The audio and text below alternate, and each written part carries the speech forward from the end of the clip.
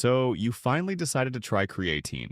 And now you've got one gym bro telling you it'll make you go bald, another swearing it'll make you grow chest hair like a werewolf, and someone else saying your muscles will fill up with water like a sponge. Let me fix that. To answer all these questions, I became the crash test dummy for you and took creatine every single day for an entire year. Same dose, same routine, 365 days straight. And yes, I got results, but also unexpected surprises.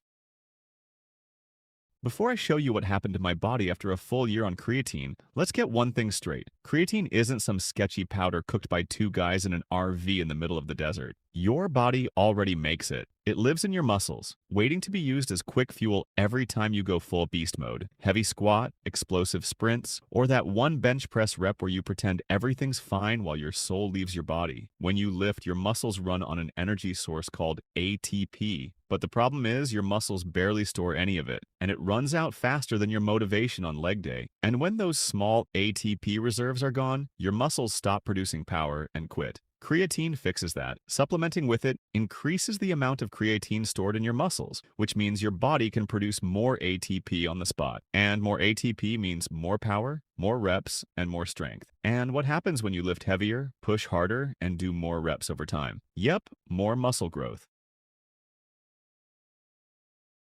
Before you even worry about results, the first thing you need to do is buy it, obviously. But walk into any supplement store and get ready to be ambushed by an endless list of creatine types. Creatine ethyl ester, buffered creatine, GigaChad creatine, and even this sparkly unicorn-flavored creatine. They all promise better absorption, faster results, and some magical edge. The truth? It's all trash. Stamp a fancy label on it, sprinkle some science-sounding words, and suddenly your creatine is double the price. Stick to creatine monohydrate. It works perfectly, has zero absorption issues, and doesn't need to be enhanced or optimized. So when you're buying it, flip the container over and check the ingredients list. The only thing you should see is creatine monohydrate. That's it. If there's a bunch of other stuff listed, you're paying for filler. That's why throughout my entire year, I used nothing but basic creatine monohydrate.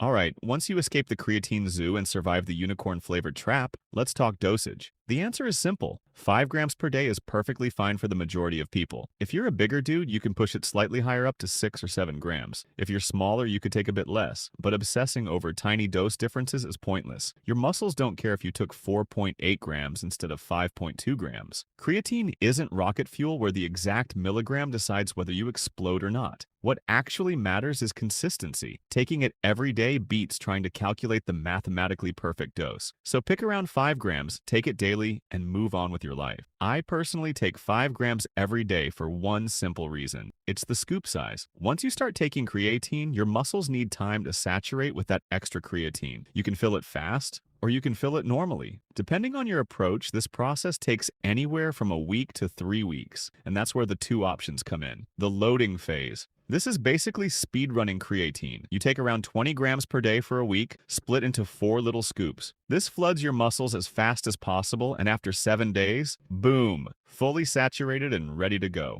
After that, you drop back down to the normal 5 grams a day. The non-loading phase. This is the relaxed version. Just take 5 grams a day from the start. No marathon scooping, no trying to remember if you're on scoop number 2 or number 14. It fills the same tank, just over 2 or 3 weeks instead of 1. So which one is better? Here's the truth. They both end up in the exact same place. The only difference is how fast you get there and how much your stomach hates you. Because loading can absolutely nuke your gut. 20 grams a day might sound cool until your stomach opens a ticket of complaint. Even splitting it into smaller doses throughout the day doesn't always save you. So personally, I went with the non-loading approach. 5 grams every day. No digestive horror story.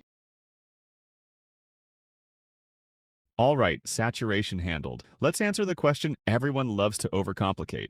When do you take creatine and what do you mix it with? Some take it pre-workout like it's a booster shot, some take it post-workout, and some even dry scoop it at 7 a.m. Reality check. Creatine doesn't work like caffeine where you feel it kick in 20 minutes later. Creatine builds up in your muscles over time. Once your stores are full, it just sits in your muscles doing its job every time you train. Whether you took it at 9 a.m. or 9 p.m., it doesn't matter. So what's the best time? Honestly, the time you'll remember every day. I personally just threw mine into my protein shake after training because, well, I'm lazy and it's one less step to think about. And you can mix it with pretty much anything. Water, a protein shake with carbs, without carbs, whatever. Once your muscles are saturated, it barely changes absorption anyway. The only thing that really changes is the taste because creatine does have that tiny chalky vibe. So if you want to hide it, mix it with something you actually enjoy. Otherwise, don't overthink the magic combo. Just avoid mixing it with caffeine. Even if there is no solid evidence right now, it might mess with creatine's strength benefits. But don't panic. If you're a coffee addict, you don't have to break up with caffeine forever. Just separate them. Coffee earlier in the day, creatine later. All right, the moment you've been waiting for. Here's what happened to my body after taking creatine every single day for a full year. First thing I noticed, the benefits. Strength went up. Not like waking up one morning looking like the Hulk. It's more like slow, extra reps, more weight, and no suddenly gassing out. Was it only creatine? Of course not. Creatine isn't magic, but that extra ATP lets you push a little harder, and those little wins stack up month after month. Second change, my muscles looked fuller. Creatine pulls water inside your muscle cells, not under your skin. That means you don't look soft and puffy. It's actually the opposite. You look fuller, thicker, and more jacked. Drink enough water and you'll never get that bloated look. Third change, recovery felt smoother, less soreness, ready to lift sooner. Was creatine solely responsible? Again, hard to say, but the difference was noticeable enough to call it a win. And when you're trying to build muscle, recovering a bit quicker is a very big deal. The side effects and myths. Now let's talk about the side effects with the question every gym bro shakes in fear about. Did creatine make me go bald? Absolutely not. My hairline hasn't moved a millimeter. This whole myth came from the fact that creatine might increase DHT levels, a hormone linked to hair loss. But in reality, if your hair falls off, it's not creatine. It's your genetics. So blame your parents, not your supplements. And while we're cleaning up myths, no, creatine won't make you grow body hair like a werewolf. Guys swearing they started taking creatine and suddenly got more chest hair and beard probably just discovered puberty. Bottom line, creatine is one of the most effective, safest, proven, and cheapest supplements you can possibly take. You want more reps? Creatine. You want bigger, fuller muscles? Creatine. You want more strength? Creatine again.